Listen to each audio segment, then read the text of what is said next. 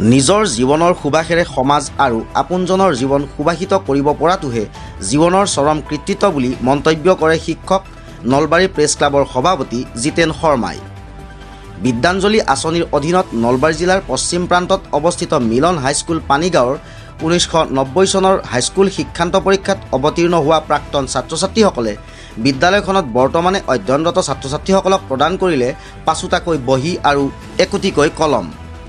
আজি দিনৰ 11 বজাত হাইস্কুলখনৰ শিক্ষক তথা নলবাৰী প্ৰেছ ক্লাবৰ সভাপতি জিতেন শৰ্মাৰ সভাপতিত্বত অনুষ্ঠিত হোৱা এখন গাম্ভীৰ্যপূৰ্ণ সভাত 1990 চনৰ হাইস্কুল শিক্ষান্ত পৰীক্ষাত অৱতীৰ্ণ হোৱা মিলন হাইস্কুল পানীগাঁৱৰ প্ৰাক্তন ছাত্ৰ ছাত্ৰীসকলে আয়োজন কৰা বিদ্যালয়ৰ অৱসৰপ্ৰাপ্ত শিক্ষাগুৰুসকলৰ সম্বৰ্ধনা আৰু বৰ্তমান অধ্যয়নৰত ছাত্ৰ ছাত্ৰীসকলৰ মাজত বহী কলম বিতৰণ কৰা এক অনুষ্ঠানত সভাপতিৰ আসনৰ পৰা দিয়া ভাষণত তেওঁ বিদ্যালয়খনৰ প্ৰাক্তন ছাত্ৰ ছাত্ৰীসকলে এয়া এক শুভ পৰম্পৰাৰ আৰম্ভ কৰা বুলি মন্তব্য কৰে।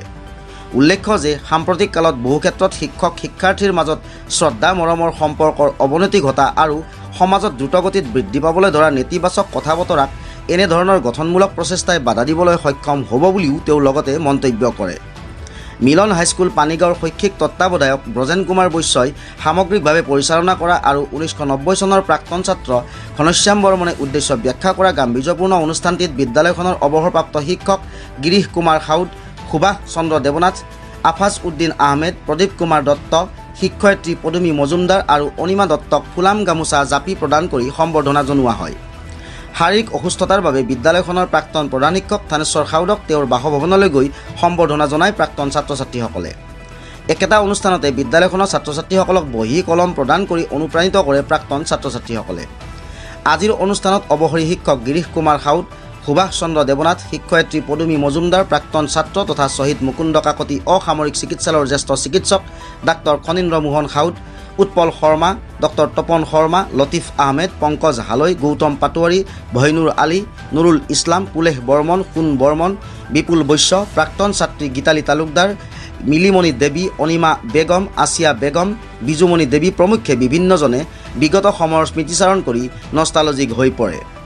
বিদ্যালয় পৰিচালনা সমিতিৰ সভাপতি ভূপেন শৰ্মাই শলাগৰ শৰাই যচা অনুষ্ঠানটিত বৰ্তমান কৰ্মৰত শিক্ষক উত্তম চন্দ্ৰ বৰ্মন, তাইজুদ্দিন আহমেদ, শ্বৰীফ উদ্দিন আহমেদ, বিদ্যালয় পৰিচালনা সমিতিৰ সদস্য মজিব আলী, শিক্ষক প্ৰতিবেদক লাইভৰ সম্পাদক প্ৰধান তথা সাংবাদিক পৰিষদ অসমৰ নলবাৰী জিলা সমিতিৰ সভাপতি ৰূপক বৈশ্য প্ৰমুখ্যে লোকসকল উপস্থিত থাকে। অনুষ্ঠানটোত মিলন হাইস্কুল পানীগাঁৱৰ কেইগৰাকীমান ছাত্ৰীয়ে গীত পৰিৱেশন কৰাৰ উপৰি 1990 বৰ্ষৰ প্ৰাক্তন ছাত্ৰ ৰিজাউন কবিৰ আহমেদে এটি হৃদয় পৰশা কবিতা আবৃত্তি কৰি উপস্থিতসকলক আপ্লুত কৰে। জগন্নাথপ্ৰিয় হোৱা অতিথিৰ বাবে তেওঁলোকে চিকুণ কৰি বুকুৰ মজিয়া আৰু হৃদয়ৰ টিফিন খুলি জগনাই দিয়ে আত্মাৰ আহাৰ। মিলন হাইস্কুল পানীগাঁৱৰ 1990 চনৰ হাইস্কুল শিক্ষান্ত পৰীক্ষাত অৱতীৰ্ণ হোৱা পৰীক্ষাৰ্থীসকল আজি মিলন হাইস্কুলত আমি লগ লাগিছোঁ আৰু লগ লাগি এই মিলন হাইস্কুলৰ যি বৰ্তমানৰ ছাত্ৰ ছাত্ৰী আছে এই ছাত্ৰ ছাত্ৰীসকলক আমি ক্ষুদ্ৰ এটা সহায় কৰিছোঁ। লগতে আমাৰ এই স্কুলৰ আমাৰ সেই সময়ৰ যিসকল অৱসৰপ্ৰাপ্ত শিক্ষক শিক্ষয়িত্ৰী আছিল তেখেতসকলক আমি ইয়ালৈ মাতি আনিছোঁ। মাতি আনি তেখেতসকলক সাধাৰণভাৱে আমি এটা সম্বৰ্ধনা জনাইছোঁ আৰু এই সম্বৰ্ধনা জনাবলৈ পাই তেখেতসকল আচলতে আমি নথৈ আনন্দিত হৈছোঁ। আমাৰ যি 90 চনৰ যিসকল শিক্ষাৰ্থী আছিল বিভিন্ন জেগাত তেখেতসকলে এষ্টাব্লিছ হৈছে, গতিকে আজি আটাইকেইজন শিক্ষাৰ্থী আহি পাইছে, ইয়াত আহি উপস্থিত আৰু সহযোগো কৰিছে।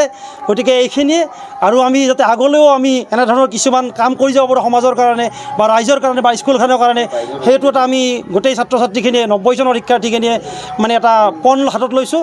এইখিনি আমি প্ৰথম আৰম্ভ কৰিছোঁ আমাৰ মিলন হাইস্কুল পানীগাঁও, যিহেতুকে আমি এই মিলন হাইস্কুল পানীগাঁৱৰ পৰা শিক্ষা গ্ৰহণ কৰি আমি বিভিন্ন কৰ্মত অগ্ৰসৰ হৈছোঁ।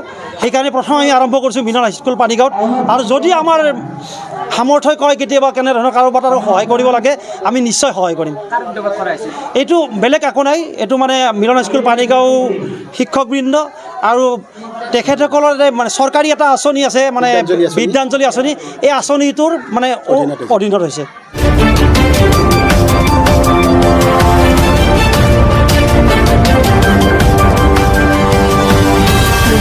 প্ৰতিবেদক লাইভ পোহৰৰ দিশে এখোজ।